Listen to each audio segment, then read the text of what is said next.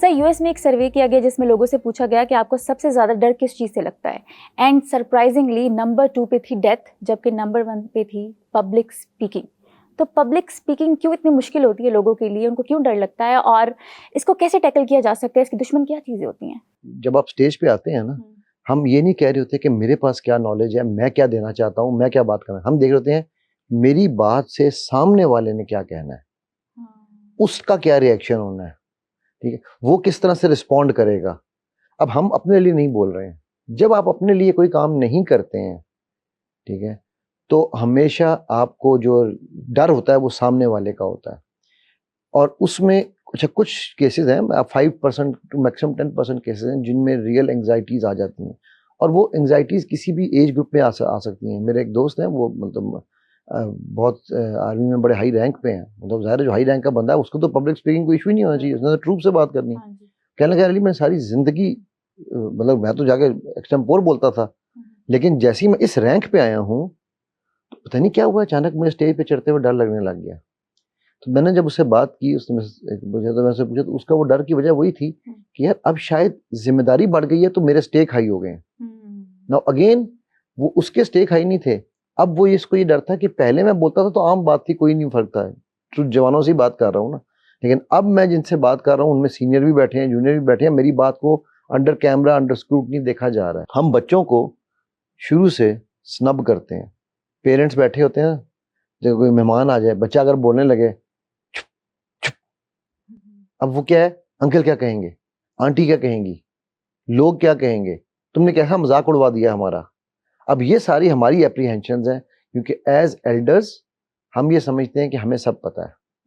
तो हम बच्चे के अंदर से वो जो एक हिस्से इजहार है ना, उसका कत्ल कर देते हैं।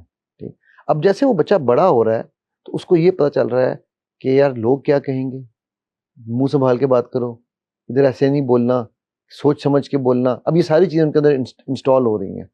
अब उसकी अब ज़ाहिर पब्लिक क्या है, पब्लिक तो लोग ही है ना, वो चाहे आपके अपने रिश्तेदार क्यों ना हो। तो जब आप वहां पे नहीं बोल पा रहे हैं तो आप नेक्स्ट लेवल पे कैसे जाएंगे। जाकिर नाइक आ रहे हैं ना पाकिस्तान में, आपको पता होगा। तो उनकी मैं उस दिन एक पॉडकास्ट देख रहा था, उसमें बड़ी जबरदस्त उन्होंने बात की।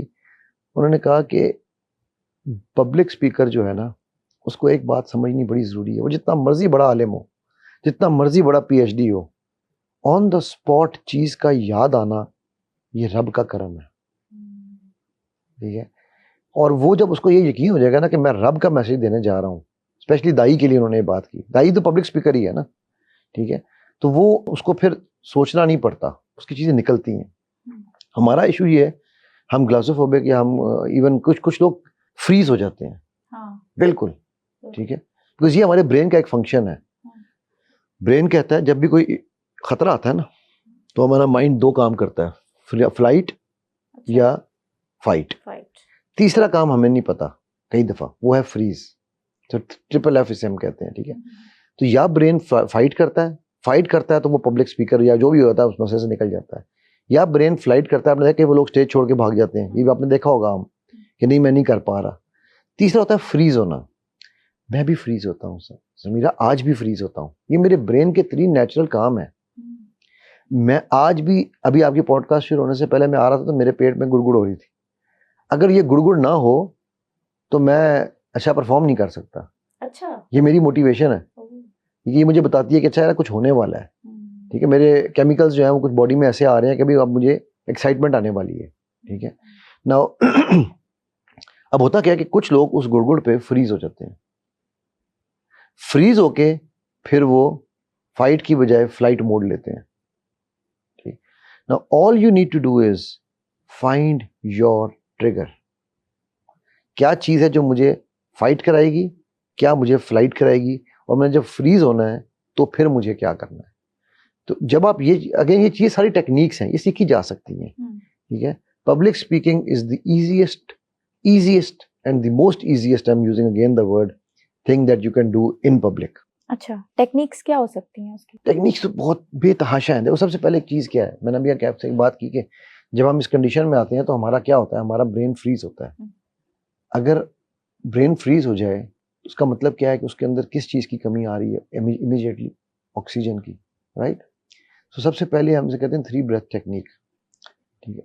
आप, अच्छा ये मैं तब बता रहा हूँ जो आपने पहले होमवर्क किया हुआ है, आपकी प्रिपरेशन अगर ठीक है, आपको पता है कि यार मैं रैंडम बोलूँगा, ठीक है, या मैं सिस्टमैटिक बोलूँगा, या मेरे पास पॉइंटर्स या हैं। मेरे पास पॉइंटर्स हैं, मतलब मुझे कोई ना, अब जैसे हमारे, मैं आपको उसकी मिसाल देता हूँ, हमारे एक सीनियर थे, खिजर भाई उनका नाम था, जब हम 8वीं में असलम दाल गए ना, तो वो ओल्ड सेकेंड ईयर हमारी थी, जो निकल रहे थे वहाँ से, तो डिबेटिंग कंपटीशन था। अच्छा, सब लोग अपने अपने कागज़ लेकर आए हुए थे। वो जब ऊपर चढ़े ना, तो उन्होंने एक रुमाल पकड़ा हुआ था, उस रुमाल में 6 गिरें थी, 3.5 मिनट की स्पीच होती थी। तो उन्होंने कहा कि जी मैं आज सोचा मैंने कि मेरे 5 साल गुजर गए हैं, मैं हमेशा कागज़ लेके आता हूँ, आज मैं देखता हूँ मेरे दिमाग की गिरें खुली हैं या नहीं। तो जब मैंने पहली गिरा खोल रहा हूँ तो मुझे ठक ठक ठक ठक उन्होंने टॉपिक पे बात की, दूसरी गिरा मुझे ये बता रही है, तीसरी गिरा मुझे ये बता रही है, मतलब उन्होंने ना पूरी स्पीच अपनी हर गिरा के साथ एक, अब ये उनका, अच्छा उन्होंने मजे में रुमाल पे जब गिरा खोलते तो उधर लिखा हुआ था कि मैंने किस टॉप पॉइंट पे बात करनी है, वहाँ पे भी पॉइंटर्स लिखे हुए थे। पॉइंट लिखे थे, पर वो उन्होंने बताया इस अंदाज से कि हम ऑडियंस सारी बैठ के इसी पे ही महसूस हो रहे थे कि यार ये तो भाईजान गिरा खोल रहे हैं, हम भाईजान कहते हैं ना कॉलेज में, ये तो गिरा खोल रहे हैं, ठीक है। तो ये एक नई चीज थी ना। मैंने उनसे बाद में पूछा, मैंने कहा यार आपने ये क्यों किया, कहने लगे यार अली के कागज के ऊपर से बोल बोल के ना मुझे कभी प्रॉब्लम नहीं हुई थी, ये मेरी, मुझे पता था कि मेरी कॉलेज की आखिरी स्पीच है and I was very emotional, तो I wanted to do something different to distract my own mind so that I can perform the way I want to perform.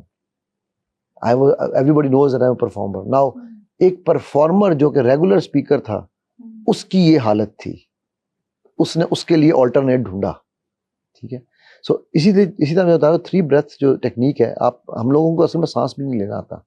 अभी मैं अगर आपसे कहूँ एक लंबा सांस लें, आप लेना कैसे लेंगे?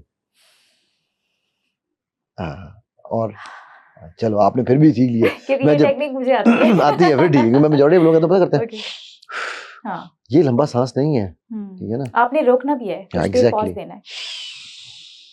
3 सेकंड आपने अंदर लिया, 1001, 1002, 1003, 3 सेकंड रोका और फिर उसको 5 सेकंड में निकालना है। 3-3-5 की ये टेक्निक है, ठीक है। 3 इन 3 स्टॉप 3। अच्छा, अब इससे क्या हो रहा है, जब आप इन कर रहे हैं तो जो ऑक्सीजन है, ब्लड फ्लो है, वो कहाँ जा रहा है, जहाँ पे आपको ब्रेन को कामनेस होनी है, उसको काम करने के लिए इस्तेमाल हो रहा है। ये मैं क्रिकेटर्स के साथ जब काम करता हूँ, मैं इंटरनेशनली, आपको पता है मैं अभी वर्ल्ड कप में भी करके आया हूँ काम, तो मैं जब क्रिकेटर्स के साथ काम कर रहा होता हूँ तो मैं उनको भी ये सिखाता हूँ, जब वो नर्वस हो रहे होते हैं ना ग्राउंड पे, तो मैं कहता है 3 सांस लो। अब वो 3 ब्रेथ जो है वो आपको पूरी ऑक्सीजन एंड ब्लड फ्लो आपके ब्रेन को काम डाउन करने में लगाता है, ठीक है। तो ये आपने स्टेज पे चढ़ते हुए आप करके जाएं।